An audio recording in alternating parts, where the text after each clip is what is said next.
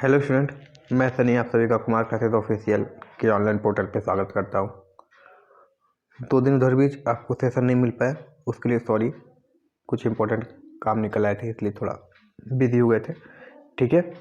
मगर आज एक नया सेशन है, इम्पोर्टेंट सेशन है, सारे भी प्रीवियस ईयर क्वेश्चन हैं, ठीक है। कल ऑफलाइन में एक टेस्ट हुआ था, सॉरी कल बोल रहे हैं, आज ऑफलाइन में एक टेस्ट हुआ है, ठीक है, और रिस्पॉन्स अच्छा था। तो ऑफलाइन टेस्ट हो रहा है और इलेक्ट्रॉनिक्स के सिलेबस चल रहे हैं। तो जो भी इंटरेस्टेड है वो अपने आप को ऑफलाइन बैच में इनरोल कर सकते हैं और सारी क्वेरी के लिए आपको फ़ोन नंबर थंबनेल पे दिया गया है, ठीक है। आज का सेशन स्टार्ट करते हैं और पहला क्वेश्चन क्या दिया है कि एक 120 वोल्ट डीसी मोटर को आर्मेचर प्रतिरोध 0.4 ओम तथा आर्मेचर करंट 20 ओम है, तो बैक ईएमएफ क्या हुआ।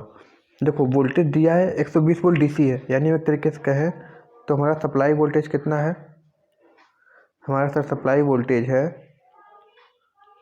120 वोल्ट है। आर ए की वैल्यू कितनी है सर, आर ए की वैल्यू है 0.4 ओम है। आर्मेचर करंट यानी आई ए है कितना है सर 20 ओम, सॉरी आर्मेचर करंट 20 एम्पियर है। ये ओम नहीं है जी, ये एम्पियर है। देखो ध्यान से देखना, ये क्या है हमारा एम्प है, एम्पियर है, ठीक है। तो बैक ईएमएफ का मान कितना होगा। देखो बैक ईएमएफ बराबर हमको पता है ई बी बराबर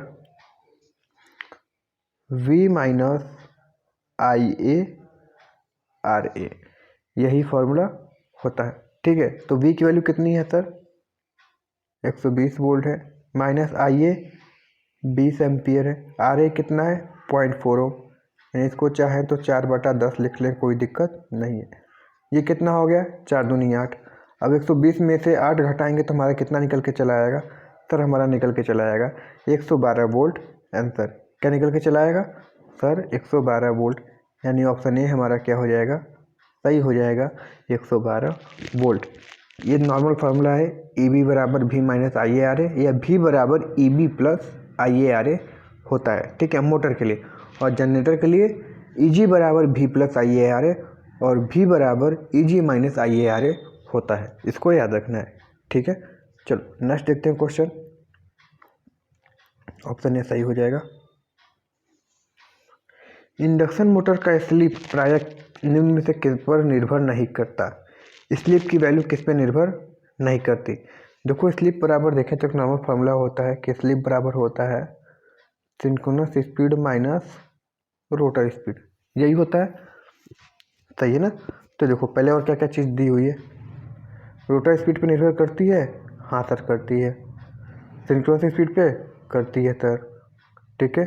सॉफ्ट टॉर्क पे या फिर कोर लॉस कंपोनेंट पे, किस पे स्लिप की वैल्यू नहीं डिपेंड करती। तो सर हमारी स्लिप की वैल्यू जो है कोर लॉस कंपोनेंट पे नहीं करती, किस पे नहीं करती, कोर लॉस कंपोनेंट, यानी जो कोर लॉस हो रहे हैं जिसको हम क्या बोलते हैं कांस्टेंट लॉस, वो निर्भर नहीं करती, क्योंकि स्लिप बढ़े चाहे घटे उसकी वैल्यू हमेशा नियत रहती है, वो कभी नहीं बढ़ता घटता है। यानी कोर लॉस कंपोनेंट क्या होता है, अप्रभावित रहता है या उस पर अप्रभावित रहता है, ठीक है। तो ऑप्शन डी सही हो जाएगा तुम्हारा। अगला क्या बोला है कि 3 फेज इंडक्शन मोटर की परिभ्रमण दिशा परिवर्तन की जा सकती है, यानी 3 फेज इंडक्शन मोटर की रोटेशन तुम कैसे बदल सकते हो।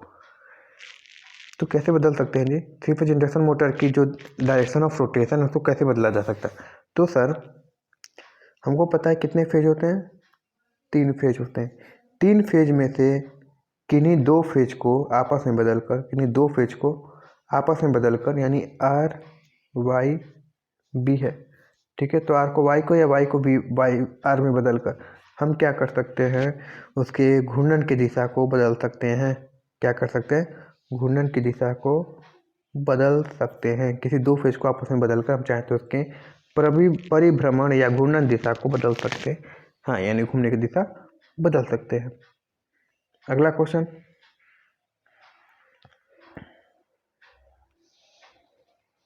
Three phase slip ring induction motor से उच्च स्टार्टिंग टॉर्क किसके द्वारा प्राप्त किया जा सकता है।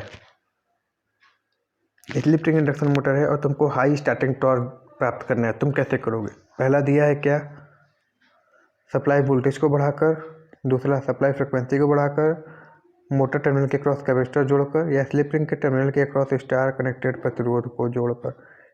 और किससे तुम कर सकते हो? 3 फेज स्लिप रिंग कैसे सप्लाई वोल्टेज बढ़ाकर। स्टार्टिंग की बात किया है जी, किसकी बात किया है? स्टार्टिंग की बात किया है। तो देखो ये देखो एक चीज़ दिया है ऑप्शन डी कि स्लिप रिंग टर्मिनल के अक्रॉस स्टार कनेक्टेड प्रतिरोध जोड़कर। ठीक है, जब स्टार कनेक्टेड प्रतिरोध जोड़ दो तो हमको देखो एक चीज़ पहले बताए थे कि स्क्वायरल केज का, याद होगा स्क्वायरल केज का क्या होता है? स्टार्टिंग टॉर्क कम होता है।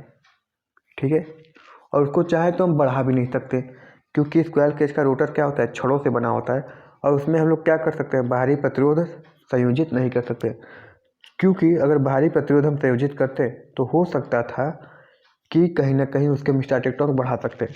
यानी ऐसे रोटर जिसमें हम प्रतिरोध जोड़कर स्टार्टिंग टॉर्क बढ़ा सकते हैं वो हमारे स्क्वायरल केज नहीं है। ठीक है, मगर स्लिप रिंग ऐसा है कि धारा सीमित करने का भी काम करता है, प्लस एक्स्ट्रा अगर हम रजिस्टेंस जोड़ देते हैं रोटर में तो उससे क्या होती है? उसकी स्टार्टिंग टॉर्क भी बढ़ जाती है। ठीक है, तो याद रखना, इसीलिए स्क्वायरल केज की स्टार्टिंग टॉर्क कम होती है, क्योंकि उसको हम चाहे भी तो नहीं बढ़ा सकते हैं। ठीक है, क्योंकि उसमें वाइंडिंग नहीं होती है। सही है, चलो अगला क्वेश्चन देखते हैं। ये तो आज क्वेश्चन आया था, इस पे ऑफलाइन जो टेस्ट लिए हैं आज उस पर एक क्वेश्चन था कि अगर स्टार्टिंग टॉर्क में अगर IA का मान वोल्टेज का मान 10% बढ़ा दें तो स्टार्टिंग टॉर्क का मान कितना बढ़ जाएगा 3 फेज इंडक्शन मोटर में।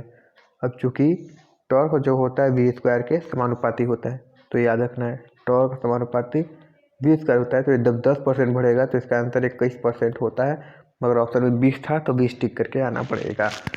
ठीक है, तो ऑप्शन ए सही हो जाएगा कि 3 फेज इंडक्शन मोटर का स्टार्टिंग टॉर्क किस पे निर्भर करता है? तो टॉर्क समानुपाती होता है V स्क्वायर के सप्लाई वोल्टेज के वर्ग के समानुपाती। सही है, चलो अगला क्वेश्चन देखते हैं।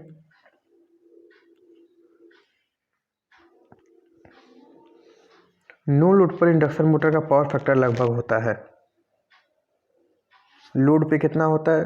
सर 0.8 के लगभग। ठीक है, और नो लोड पे कितना हो जाता है? सर नो लोड पे हमारा हो जाता है, लैग तो होगा, ये तो कंफर्म है, लीड तो होगा नहीं, होगा तो लैग ही होगा। और कितने पे होता है? 0.2 लैग, 0.2 से 0.3 लैग ऑप्शन में आएगा, तो 0.3 0.2 में से जो भी रहेगा उसको टिक कर देना। और हमेशा याद रखना है, कभी कोई 0.2 लीड और 0.2 लैग भी दिया जाता है तो देखते लोग क्या कर देते हैं, बस 0.2 दिखते हैं, पहला ऑप्शन क्या दिखा? लीड मार देते हैं, मगर ये गलत हो जाता है। ठीक है, इसको याद रखना है। अगला क्वेश्चन देखें, निम्न में से किस स्थिति में 3 फेज इंडक्शन मोटर का पावर फैक्टर अधिकतम होगा? निम्न में से किस स्थिति में 3 फेज इंडक्शन मोटर का पावर फैक्टर अधिकतम होगा? यानी पावर फैक्टर हाई किस में होता है? फुल लोड में, नो लोड पे, मैक्सिमम स्पीड पे, या मैक्सिमम टॉर्क पे? किस पे होगा? देखो नो लोड पे तो होता नहीं है, नो लोड पे तो कभी नहीं होगा, नो लोड पे तो कभी नहीं होगा, क्योंकि नो लोड पे कितना रहता है? 0.2 से 0.3। ठीक है, फिर अगला क्या है? Maximum torque.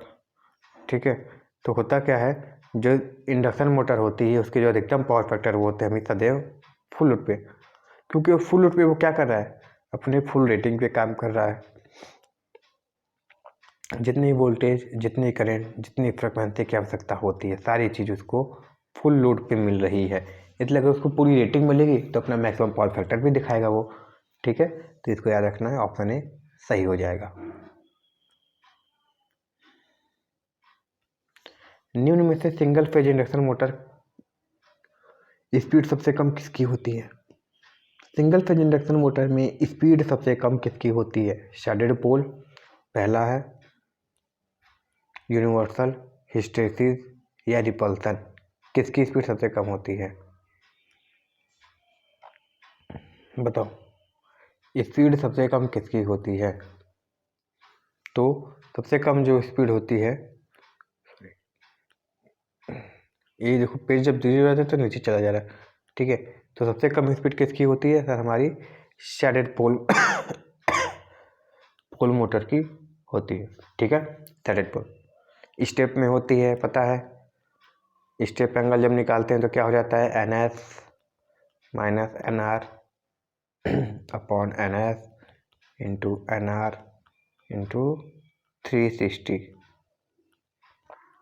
इसका ये क्या है, स्टेटर टिथ रोटर टिथ या फिर स्टेटर स्लॉट रोटर स्लॉट, सही है। और ये स्टेप एंगल है, होता है ना घड़ी टिक टिक टिक टिक टिक टिक टिक टिक, वही टिक टिक है ये, सही है।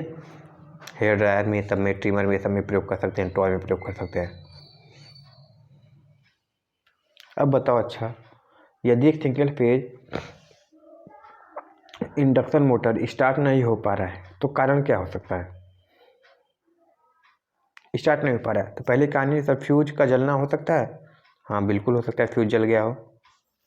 ऑक्सिलरी वाइंडिंग ओपन सर्किट हो गई हो सकता है। मेन वाइंडिंग ओपन सर्किट हो गई हो सकता है, ठीक है। तो उपयोग में से कोई एक हो सकता है, ठीक है। कोई भी एक कारण हो सकता है कि जिससे क्या हो रही है, मोटर नहीं चल पा रही है, सही है। और हमिंग हो रही है, मतलब घनघनाहट की आवाज़ आ रही है और वो आगे नहीं बढ़ रहा है, इसका मतलब क्या हो सकता है कि सर जी हो सकता है कैपेसिटर क्या हो गया हो, खत्म हो गया, या कैपेसिटर का प्रभाव या कंडेंसर का प्रभाव खत्म हो गया हो, ठीक है। सिंगल फेज की बात कर। वॉशिंग मशीन में प्रायः किस मोटर का प्रयोग किया जाता है, वॉशिंग मशीन में single phase series motor, resistant split phase motor, shaded pole या हिस्टैरिसीस। देखो अब शेडेड हिस्टैरिसीस एकदम नहीं है, ठीक है। ऊपर आते हैं, ऑप्शन छाट लिए हैं दो ठो, अब इसमें देखते हैं तो क्या हो जाएगा। Single phase series motor, resistant split phase motor, तो किसका प्रयोग करेंगे। सिंगल फेज सीरीज मोटर मतलब समझ रहे, यूनिवर्सल मोटर की बात कर रहा है ये, किसकी, यूनिवर्सल मोटर की। और ये क्या है, रेसिस्टेंट स्प्लिट फेज मोटर, तो किसका प्रयोग करते हैं, रेसिस्टेंट स्प्लिट फेज मोटर का प्रयोग करते हैं, ठीक है। सिंगल फेज सीरीज मोटर नहीं, यूनिवर्सल मोटर नहीं प्रयोग होता है जी, ठीक है। तो ऑप्शन छाट के कर सकते हो। अगला क्वेश्चन है, एक्स्ट्रा हाई वोल्टेज ट्रांसमिशन का अर्थ क्या है। एक्स्ट्रा हाई वोल्टेज का ट्रांसमिशन का मतलब है सर 400 केवी से 750 केवी, ठीक है। इससे ज़्यादा नहीं, इससे कम नहीं, वोल्टेज रेंज 400 से 750 केवी तक होगा, ठीक है। एक्स्ट्रा हाई वोल्टेज ट्रांसमिशन, और ट्रांसमिशन के ऊपर क्या होता है, एक अर्थ लगी होती है, एक कौन सी लाइन होती है जिसको क्या बोलते हैं, अर्थ बोलते हैं, ठीक है। और डिस्ट्रीब्यूशन में क्या लगा होता है सर, डिस्ट्रीब्यूशन में नीचे लगा होता है न्यूट्रल, ऊपर फेज होता है। अधिकतम ट्रांसमिशन वोल्टेज कितनी है, अधिकतम ट्रांसमिशन वोल्टेज का प्रयोग इंडिया में कितना, देखो अब तो हो रहा है 765, कितना, 765, ठीक है। मगर कहीं कहीं बुकों में इन महोदय को दिया हुआ है, ठीक है। तो याद रखना है अब कितना हो रहा है, 765, तो कहीं दिखेगा तो 765 ही टिक करना है, ठीक है। इसको याद रखना। अगला क्वेश्चन देखो, 3 फेज, और सारे देखो प्रीवियस ईयर क्वेश्चन है, और सेशन पसंद आए तो इसको लाइक जरूर कर देना, ठीक है। सारे प्रीवियस ईयर क्वेश्चन टाइप करने में समय लगता है। और 3 फेज 4 वायर सिस्टम का प्रयोग कहाँ होता है, एक होता है प्राइमरी का, जिसमें 3 वायर होते हैं, ऊपर से अर्थ होता है। डिस्ट्रीब्यूशन होता है जिसमें से 3 वायर होते हैं, सॉरी सेकेंडरी ट्रांसमिशन होता है, फिर प्राइमरी डिस्ट्रीब्यूशन होता है, फिर सेकेंडरी डिस्ट्रीब्यूशन होता है। और सेकेंडरी डिस्ट्रीब्यूशन में क्या होता है, 3 फेज नीचे रहेगा, सॉरी 3 फेज आता है और एक नीचे से क्या होती है, न्यूट्रल जाती है, तो इसलिए बोलते हैं 3 फेज 4 वायर सिस्टम, ठीक है। क्योंकि ये 3 फेज आती है और एक न्यूट्रल से न्यूट्रल जाती है, ठीक है। इसको याद रखना है। तो किस में हुआ सर ये होता है सेकेंडरी डिस्ट्रीब्यूशन में, किसमें, सेकेंडरी डिस्ट्रीब्यूशन में, इसको याद रखना है।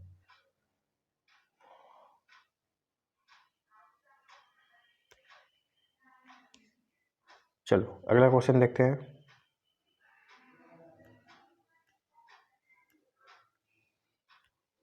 ट्रांसमिशन लाइन जोड़ता है जेनेटिक स्टेशन से स्विचिंग स्टेशन, या स्टेप डाउन ट्रांसफार्मर स्टेशन से, या स्टेप डाउन स्टेशन से सर्विस ट्रांसफार्मर तक, या फिर डिस्ट्रीब्यूशन ट्रांसफार्मर से उपभोक्ता, या सर्विस पॉइंट से उपभोक्ता। तो करता क्या है, तो ट्रांसमिशन लाइन हमारी जनरेटिंग स्टेशन से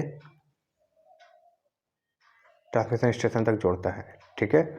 जनरेटिंग स्टेशन से ट्रांसमिशन स्टेशन तक जोड़ता है, इसको याद रखना है। ठीक है, तो ऑप्शन ए क्या हो जाएगा हमारा, सही हो जाएगा। ऑप्शन ए सही हो जाएगा। चलो अगला क्वेश्चन देखते हैं।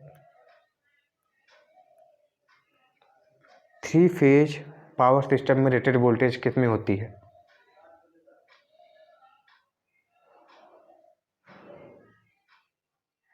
किसमें होता है जी?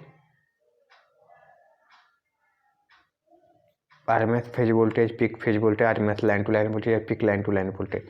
तो होता है क्या है ये सर, ये होता है हमारा लाइन टू लाइन वोल्टेज होता है। क्या होता है? लाइन टू लाइन वोल्टेज होता है। ठीक है, ऑप्शन डी सही हो जाएगा। क्या दिया जी? अच्छा देखो गलत हो गया, हम बस लाइन टू लाइन वोल्टेज दे रहे हैं, आरएमएस की पीक ये ध्यान नहीं दिए। तो क्या होता है, देखो आरएमएस होता है लाइन टू लाइन वोल्टेज। ठीक है, देखो हम बस लाइन टू लाइन वोल्टेज ध्यान दे, पीक है कि आरएमएस इस पर ध्यान नहीं दी, ये गलत नहीं करना है, ये गलती। ठीक है, आप आखिरकार अपन भी तो भगवान तो नहीं है। ठीक है, इतना कन्फर्म है आपको, ये तो गलती हो जाती है। तो RMS line to line voltage, हम केवल लाइन टू लाइन पे ध्यान दिए इसलिए गलत हो गया। RMS line to line voltage होती है। ठीक है, इसको याद रखना है। अगला क्वेश्चन देखते हैं।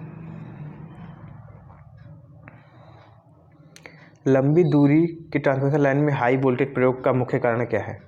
अच्छा, जब लॉन्ग ट्रांसमिशन करनी होती है यानी लंबी दूरी तक ट्रांसमिशन करना है तो हाई वोल्टेज का प्रयोग क्यों करते हैं? पहला ऑप्शन है ट्रांसमिशन लॉस में कमी करना। ठीक है, ये तो सही लग रहा है, ट्रांसमिशन लॉस में कमी करना। दूसरा, ट्रांसमिशन टाइम में कमी करना। नहीं, टाइम से कोई मतलब नहीं है। ठीक है, टाइम से कोई मतलब नहीं है। आगे देखते हैं। सिस्टम की विश्वसनीयता बढ़ाना। नहीं, उसके लिए तो फिर दूसरी कहानी हो जाती है। ठीक है, इनमें से कोई नहीं, ये नहीं। यानी क्या हो जाएगा हमारा, ऑप्शन ए सही हो जाएगा। क्यों करते हैं ऐसा? क्योंकि सर वोल्टेज ड्रॉप कम होता है, वोल्टेज ड्रॉप कम होता है तो लॉसेस कम होता है। ठीक है, इसलिए हाई वोल्टेज का प्रयोग करते हैं। ठीक है, 100 का ए सही हो जाएगा। सही है ना, ऑप्शन ए सही हो जाएगा। तो आई होप आज का सेशन पसंद आया होगा और ये सेशन अच्छा लगा होगा। और सेशन अच्छा लगा तो इसको क्या करना है, यह कैसे ऐसे करके कैसे थम्स अप बना होगा, इस पर क्लिक कर देना है। ठीक है, तो लाइक कर देना है। और ये कैसे देखोगे तो कैसे एरो बना होगा, इसको शेयर कर देना है।